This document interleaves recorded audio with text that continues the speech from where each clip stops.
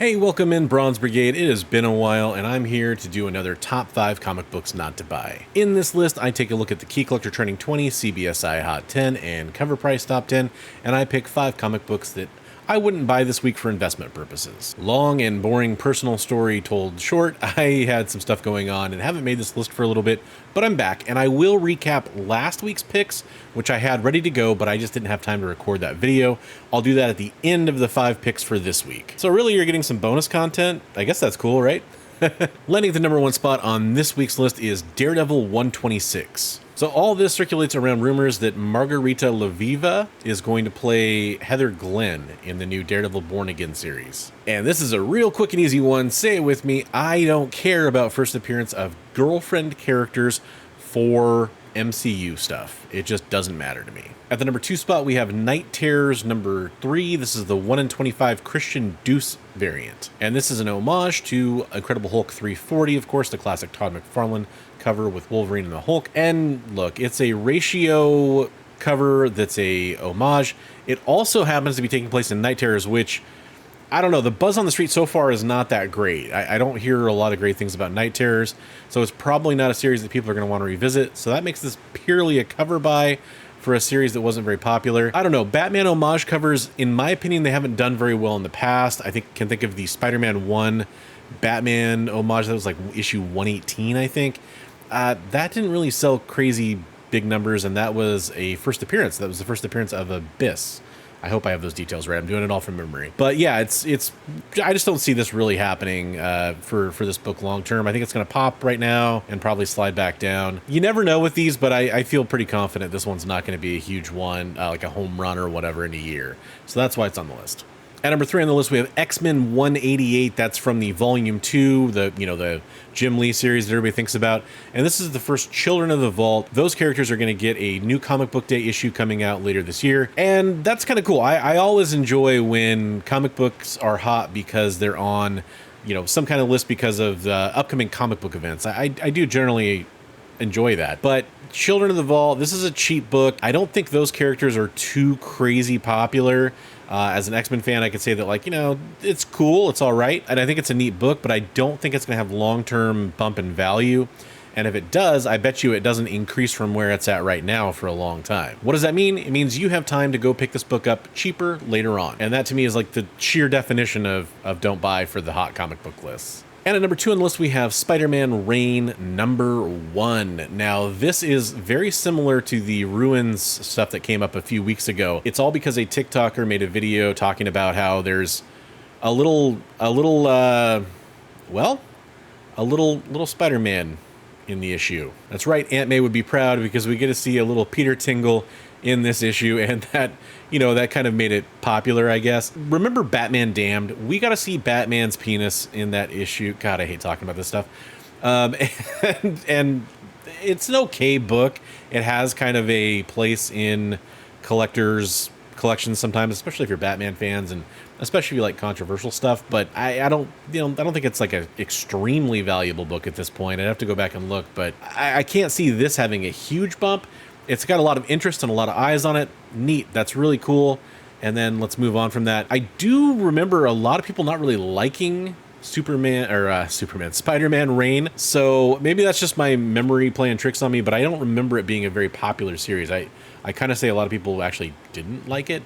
So that's another reason that I think this isn't going to do too well long term. All right, look, for the number 1 book, I am actually kind of sick of talking about this book, and I have to say this.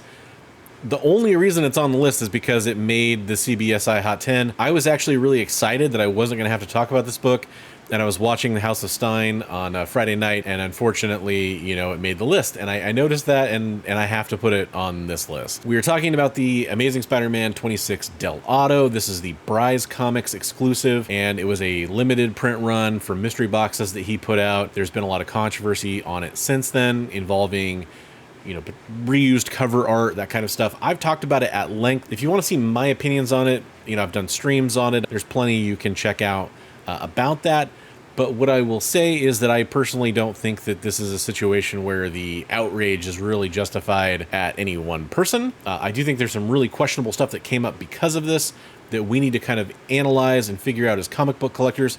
But let's talk about the book itself. There has been a few really high dollar sales on this book, but what there hasn't been is a lot of consistent sales of those books. So it really makes me wonder if there's a long-term value for this book. And now it's mostly known for being a controversial book. Everyone kind of compares this to Acetate Gate, C2E2 last year with the Clayton Crane Black Flag Comics Ultimate Fallout 4 re-release with the acetate cover, right? This is maybe kind of similar to that as far as controversy goes in the comic book community, but you combine this with what actually the value of that book, those UF4s haven't tanked in value, but they also haven't increased in value. So to me, that's a really good barometer for saying that I don't think that this book is going to have long-term growth potential, at least not in the next year time frame. And with some of the asking prices on it are right now that are crazy, I wouldn't be buying into this book. I know there are some people that collect controversial books. We talked about that a little bit with the last issue, and that's totally fine. If that's your thing, you know, I can see where the appeal is here, but I'm just saying in general, I wouldn't recommend investing into this book right now when I think you'll be able to buy it for cheaper later on if it is one that interests you. I am extremely curious to know your thoughts on whether or not you'd buy that book in the comments down below. All right, I did tell you that I'd quickly go over the last 5 books, the books from last weekend that I would have selected if I'd had time to make that video, and I will talk about those books now, not in as long a detail as I usually do, but I'll mention what they were so we can track those later on. The first book is Batman Neo Gothic #1, the 1 in 50 variant. Now, this is at least a key. It's the first appearance of Kyle the Catboy. I'm not familiar with that story and that character, but I don't know. I think this one's going to blow over pretty fast. Ratios, it takes a lot for them to hold value. I don't see it with this one, and that's why I selected it. Second on that list was Teenage Mutant Ninja Turtles Mutant Mayhem, which is a promotional comic book that was given out at the recent TMNT screenings that happened for the new movie. And I feel usually that I'm proven pretty correctly about those promotional giveaway comic books for movies. They don't tend to perform very well. Also, because nerd fans love to fight about stuff, there's a lot of controversy about whether or not this movie's good or should have been made or yada, yada, yada. So it's not like it was an extremely popular movie, and I think that hurts this comic book quite a bit. Also on the list was the Venom Lethal Protector Series 2 Alex Ross Timeless variant. And not the 1 in 100 cover either, just the regular cover. And I don't really know why. Those covers were heavily ordered. You know, it is one of the nicer ones of the villains covers. I actually, you know, I didn't pick up that whole set. I did pick up the whole set of the heroes.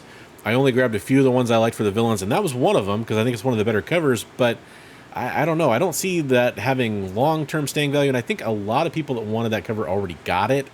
You know, that's just my opinion. I don't think that it's going to exponentially increase in value, basically. Speaking of that, how about Batman Spawn #1? This popped up again because of SDCC stuff, because there were, you know, there was a cool exclusive for SDCC, basically. I don't really buy that that should have made this book hot as opposed to, like, say, the first Batman Spawn issue that came out in the 90s, for example.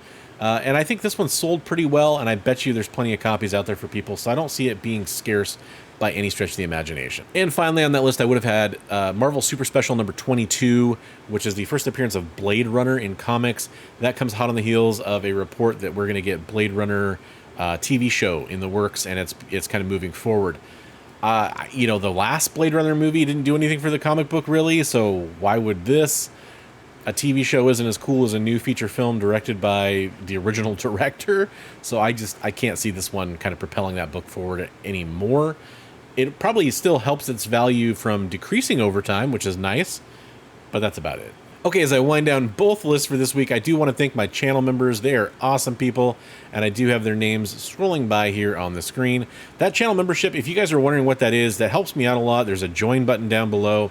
I use that for things like my Key Collector subscription, my COVRPRICE subscription, my StreamYard subscription for when I go live and do interviews like the Sarah Frazetta interview we had last week, all that kind of fun stuff. So if you're interested in supporting the channel, that's a really great way to do so, and it means a lot to me. And every time I make one of these videos, I would love to hear from you in the comments about which comic books you would buy, which ones you won't buy, whether they were on the list or not, and that is awesome stuff. I can't wait to talk to you in the comments down there. Until next time, I just want to remind you, as always, hey, hey, hey, hey.